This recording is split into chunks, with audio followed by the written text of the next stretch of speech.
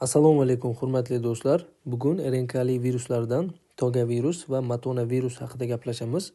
Bu ikkala oila vakillari ham o'zida envelope, ya'ni qobiq saqlaydi hamda musbat bir zanjirli linear RNK saqlovchi, kapsida esa ikosidral shaklda bo'lgan viruslar hisoblanadi. Sketchidan dastlabki belgimiz atrof muhitning to'q sariq rangda ekanligi va mana bu yuqoridagi quyosh belgisi. Quyosh bizda doimo musbat zanjirli RNKni ifodalab beradi. Undan tashqari mana bu malikani yoki mana bu shahzodani atrofdagi yordamchilarni kiyingan holatda ekanligini ko'rishimiz mumkin. Bu o'zida envelope saqlashligini ifodalaydi va bularni hammasi mana bu qirolni asosiy saroyidan tashqarida joylashgan. Bu esa replikatsiyasi boshqa RNK viruslari kabi sitoplazmada amalga oshar ekan, nukleusda emas. Bu ham demak yana bir belgi, mana shu saroydan tashqarida joylashganligi replikatsiyasini sitoplazmada amalga oshishini ifodalar ekan. Endi har bir oilaning vakillariga to'xtaladigan bo'lsak, dastlab togaviruslarga chikungunya virusi, sharqiy ot ensefaliti virusi, g'arbiy ot ensefaliti viruslari kiradi. Ikkinchi oilamiz bu matonaviruslar. Bularga rubella virusi kiradi. Bu rubella oldinlari togavirus ichiga kirgizilgan. Hozirgi kunda esa matonavirus sifatida alohida ajratib qo'yilgan. Demak, keling sizlar bilan dastlab rubella, ya'ni qizilcha virusi haqida gaplashamiz. Demak, aytganimdek, matonaviruslar oilasiga kiradi. Boshqacha nomi bilan 3 kunlik qizamiq deb nomlanadi. Sababi esa bunda toshgan toshmalar nisbatan tezroq bartaraf bo'ladi, uzog'i 3 kunda. Endi qizamiqda hosil bo'ladigan toshmalar esa 5-8 kungacha saqlanib qolishi mumkin edi. Biz shunga ko'ra ham bir-biridan ajratib olishimiz mumkin. Endi rubelladagi belgilar yosh toifasiga qarab ham har xil namoyon bo'lishi mumkin. Misol, yosh bolalarda ko'pincha isitma kuzatiladi dastlab va tanani yuz sohasidan boshlanib, keyinchalik boshqa sohalarga toshadigan makulopapular toshmalar sifatida namoyon bo'ladi va unga qo'shimcha ravishda limfadenopatiya rivojlanishi mumkin. Mana shu limfadenopatiya rivojlanishda quloqni orqa sohasidagi limfadenopatiyalar juda ham bunga xos hisoblanadi. Demak, belgilarga keladigan bo'lsak, mana bu malika bizda qizilcha virusni ifodalaydi, ya'ni rubella. Mana bu tanasidagi yoqutlarni ko'rishimiz mumkin. Ular tanasining yuqori qismidan pastga qarab, yuz qismidan pastga qarab birin-ketin tushib ketmoqda. Bu demak toshmalar dastlab yuz sohasida paydo bo'lib, keyinchalik boshqa sohalarga tarqalishini mana shu makulopapular toshmalarni ifodalar ekan. Undan tashqari shu yoqutlarni mana bu bo'yin va qulog'ini oldi qismlarida ham ko'rishimiz mumkin. Bu demak post aurikular limfadenopatiyalarni ifodalar ekan. Bu juda ham demak spetsifik xususiyat hisoblanadi. Endi kattalarda qanday belgilar paydo bo'ladi desak, kattalarda bunga qo'shimcha ravishda artralgiyalar kuzatilishi mumkin.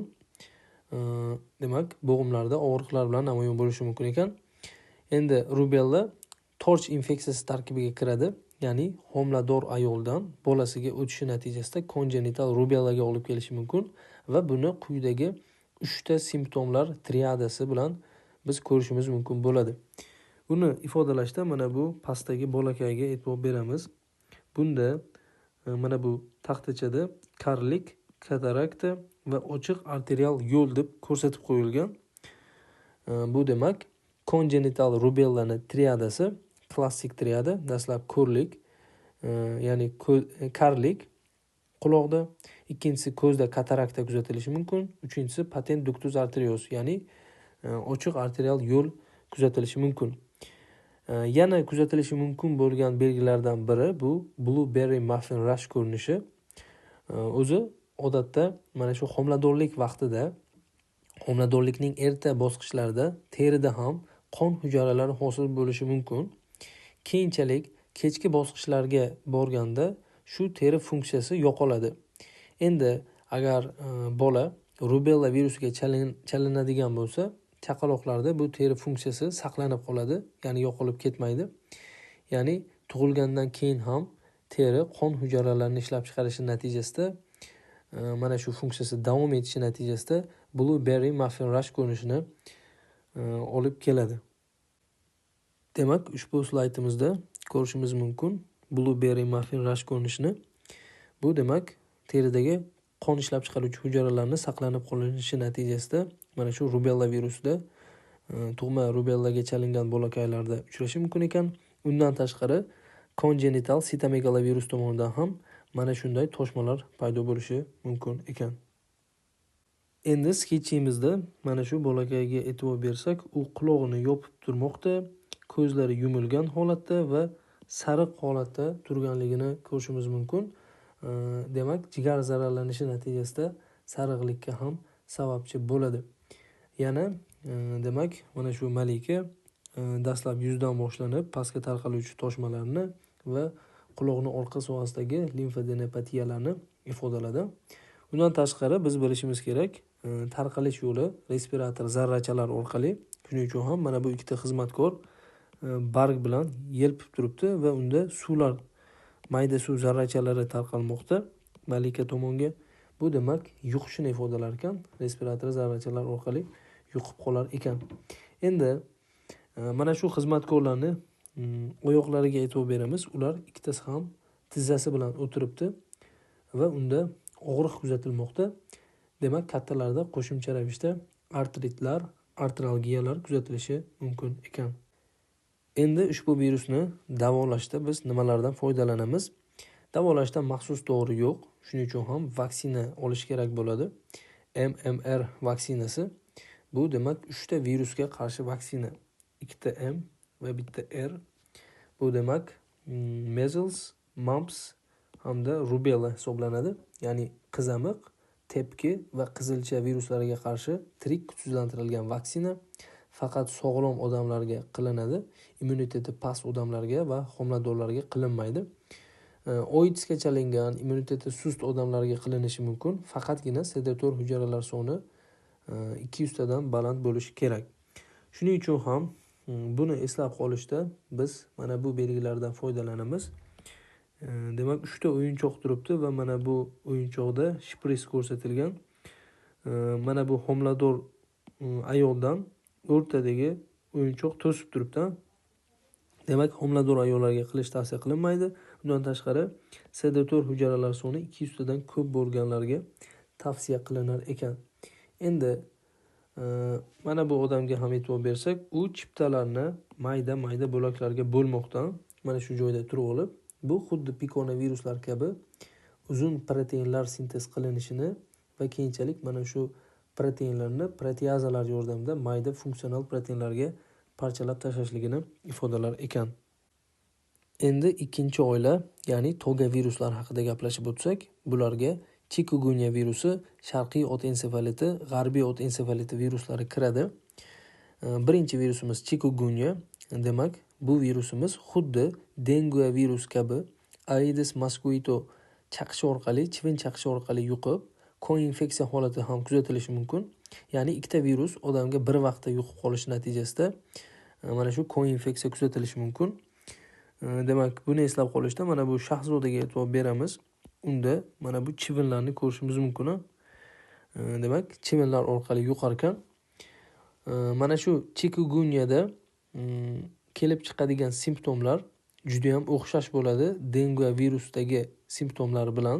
Shuning uchun ularni bir-biridan diagnostika qilib ajratib olish kerak. Dastlab yuqori isitma kuzatilishi mumkin, makulopapular toshmalar bo'lishi mumkin, limfadenopatiya va poliartritlar kuzatilishi mumkin. Mana shu artralgiya, demak artralgiya ikkita virus uchun ham xos, lekin ko'proq mana shu artralgiya va bo'g'imlarda shish ham bo'lishligi chikungunya uchun juda ham xos hisoblanadi. Demak, artrit o'zi nima desak, bu yallig'lanishli jarayon bo'lib, mana shu yallig'lanish shishga sabab bo'ladi. Bundan farqli ravishda dengue virusimizda faqatgina artralgiya va bo'g'imlarda og'riq bo'lishi mumkin, lekin shish kuzatilmaydi. Lekin mana shu chikungunyada shish ham kuzatilar ekan. Bu ko'proq chikungunya uchun spesifikroq xususiyat. Endi biz buni diagnostika qilishda reverse transkriptaza PCR yordamida aniqlaymiz yoki serologiya qilishimiz mumkin. va chikungunya uchun maxsus davo yo'q, faqatgina qo'llab-quvvatlovchi terapiya o'tkaziladi va kelib chiqqan xronik artritlar uchun steroidlar yoki metotreksat kabi dorilar buyuriladi. Vaksinasi yo'q, faqatgina mana shu chivinlardan himoyalanish tavsiya etiladi. Demak, artralgiya va artrit mana shu bo'g'imlardagi shish bo'lishligi buning uchun juda ham xos xususiyat ekan. Endi biz mana shu shahzodani boshidan qizil shapkasi tushib ketayotganligini ko'rishimiz mumkin. Bu demak ensefalitni ifodalaydi.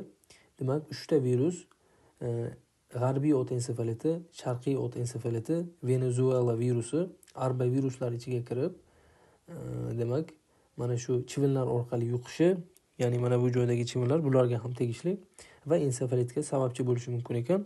Mana bu kompasda ko'rishimiz mumkin. G'arb va sharq so'zlarini bu g'arbiy ot ensefaliti va sharqiy ot ensefalitni ifodalar ekan.